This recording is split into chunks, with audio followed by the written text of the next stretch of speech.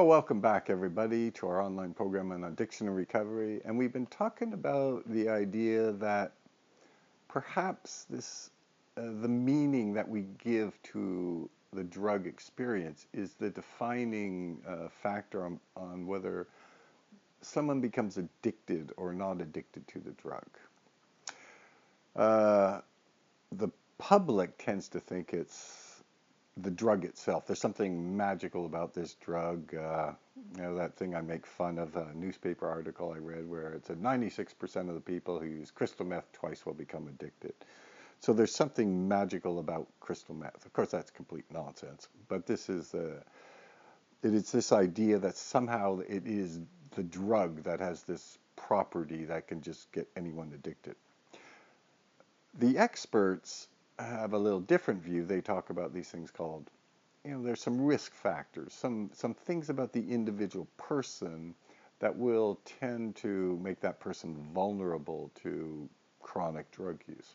And typical things that we hear from the neuroscientists, the brain scientists will tell us a genetic predisposition. Other people talk about risk factors such as childhood abuse, or perhaps poverty, or curiously enough, in the United States, being African American. But none of these answers really provides a very good explanation at all, because it doesn't really matter which factor you choose. You can always find a lot of exceptions to it.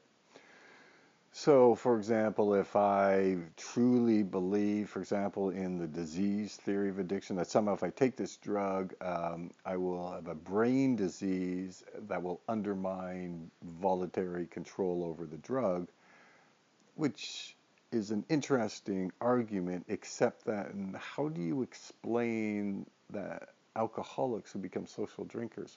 How do you explain opium addicts who get off the drug, but then because of surgery or something are given narcotics as painkillers and then use them as prescribed? Yeah, all these exceptions everywhere.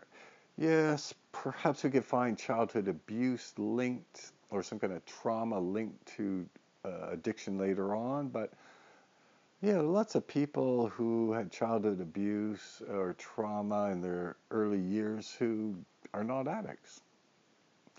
And yeah, and some people had really great upbringings and they're addicted.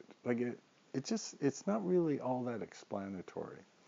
So the idea of meaning, maybe it's the way the person makes sense of intoxication, is really a key point here. And in the research we did at Sunshine Coast, the big research project, we discovered that this was the biggest factor that we could find that was common among all the participants, is that it was how they described the experience they had of intoxication.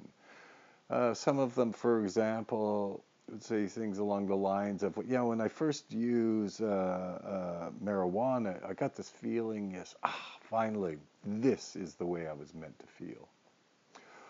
Or when I used heroin, I got this feeling of freedom. Or I see drinking as my reward. So I spend all day, working for my boss and, playing taxi driver to the kids. And when all of those chores are done and I don't have to worry about anyone else, now it's my time. And so the meaning they give to it is this is the one time during the day when they're actually going to pay attention to themselves. Right? And even in individual drugs, this seems to apply. So, for example, we have lots of clients who will say something along the lines of, "Yeah, I tried cocaine, but God, I really hated it. So I'm gonna stick to alcohol." And another client will say, "Oh, I just love cocaine, and geez, I don't know why I spent all that time, drinking because that was nothing compared to cocaine." Why are these individuals different? And again, it seems to be that it's the meaning they give to the experience. So the cocaine user will talk about cocaine in very positive, very glowing terms. but not talk about heroin in the same way because they don't like heroin. Similarly, maybe the alcoholic will talk about alcohol and intoxication in these very positive, glowing terms, but then they've tried cocaine and hated it, and so they talk about cocaine in very negative terms. Anyway, it's something to think about, right? This idea that, the bottom line, why are some people so attracted to intoxication from this drug or that drug may have to do with how they make sense of the experience or this idea of meaning. Anyway, that's it for this program, and we'll be back next time with another.